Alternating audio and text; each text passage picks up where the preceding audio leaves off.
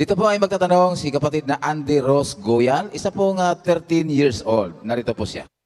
Tatanong ko lang po, kung bakit po bawal maging mag-asawa ang magkapatid at magkapamilya po? At saka po, di ba po ba pagka anak ng Diyos ay Diyos din po? Di ba po, anak din po ng Diyos ang iglesia? Ang mga kapatid po ba sa iglesia ay pwede rin matawag na Diyos? Yun lang po, salamat po sa Diyos.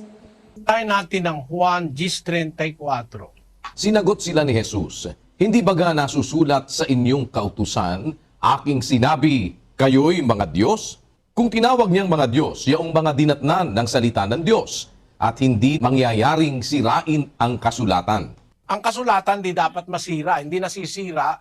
Ang kasulatan totoo kasi. Sabi ni Kristo, hindi ba nasusulat sa inyong kautusan, aking sinabi, kayo'y mga Diyos? Kung tinatawag niyang mga Diyos ang mga dinatna ng salita ng Diyos, hindi maaaring sirain ang kasulatan. So yung mga anak ng Diyos, tinatawag niya na Diyos. Kaya ang tawag sa kanila ng Diyos, Diyos. Ang kanyang mga anak, para lang anak ng kalabaw, ang tawag doon kalabaw din. Anak ng kambing, tawag doon kambing din. Anak ng baboy, baboy din. Anak ng tao, tao rin. Anak ng Diyos, ang tawag Diyos din. Pero hindi tayo kapareho ng Diyos na makapangyarihan sa lahat.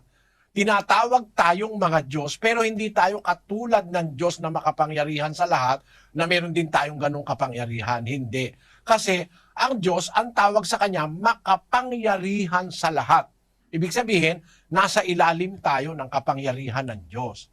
Ngayon, doon sa tanong mo na, pwede bang maging mag-asawa ang magkapatid o magkakapamilya, bawal ng Diyos yung mag-aasawa sa kamag-anak na malapit. Pwede doon sa hindi mo kamag-anak na malapit. 18:6 ng Levitico. Huwag lalapit ang sino man sa inyo sa kanino man sa kanyang kamag-anak na malapit upang ilitaw ang kanyang kahubaran. Ako ang Panginoon. Awal na mag-aasawa ka, maglilitaw ka ng kahubaran sa kanyang kamag-anak na malapit. O ituloy natin yung mga sinasabi sa talata. Ang kahubaran ng iyong ama o ang kahubaran ng iyong ina ay huwag mong ililitaw. Siya'y iyong ina, huwag mong ililitaw ang kahubaran niya. Ang kahubaran ng asawa ng iyong ama ay huwag mong ililitaw. Yaon nga'y kahubaran ng iyong ama. Ang kahubaran ng iyong kapatid na babae na anak ng iyong ama o anak ng iyong ina, maging ipinanganak sa sarili o sa ibang bayan, ay huwag mong ililitaw ang kahubaran nila.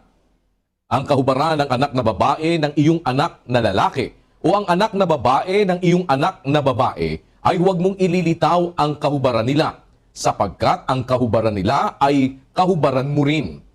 Ang kahubaran ng anak ng babae ng asawa ng iyong ama na naging anak sa iyong ama, siya'y kapatid mo. Huwag mong ililitaw ang kahubaran niya. Ang kahubaran ng kapatid na babae ng iyong ama ay huwag mong ililitaw. Siya'y kamag-anak na malapit ng iyong ama. Ang kahubaran ng kapatid na babae ng iyong ina ay huwag mong ililitaw sapagkat siya'y kamag-anak na malapit ng iyong ina. Ang kahubaran ng kapatid na lalaki ng iyong ama ay huwag mong ililitaw. Sa asawa niya ay huwag kang sisiping. Siya'y iyong ali.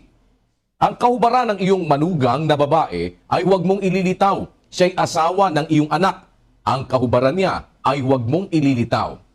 Ang kahubaran ng asawa ng iyong kapatid na lalaki ay huwag mong ililitaw. Kahubaran nga ng iyong kapatid na lalaki. Kaya kung babasahin mo lahat, napakahaba niyan.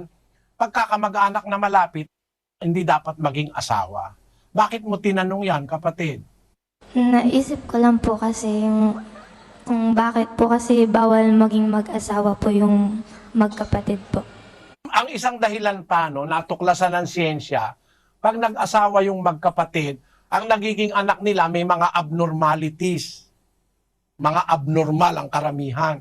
Kasi magkapareho sila ng dugo, magkapatid sila, malapit na malapit, kumbaga nagkakaroon ng abnormalities. Maaaring hindi mo pa maiintindihan yan, kapatid, kasi 13 taong ka lang, siguro nasa high school ka pa lang, ano? Ang makakaintindi niyan, mga doktor, at saka mga medical technologies, at saka yung mga nakataas na ng pag-aaral na mataas, na pagka ang nagsama ay magkapatid, o kaya nagsama mag-asawa, yung tatay, inasawa yung anak niya, o kaya yung anak, inasawa yung nanay niya, ang tawag yata doon, incest, no? Nagkakaroon ng abnormalidad ng mga diferensya ang pagkatao ng nagiging anak.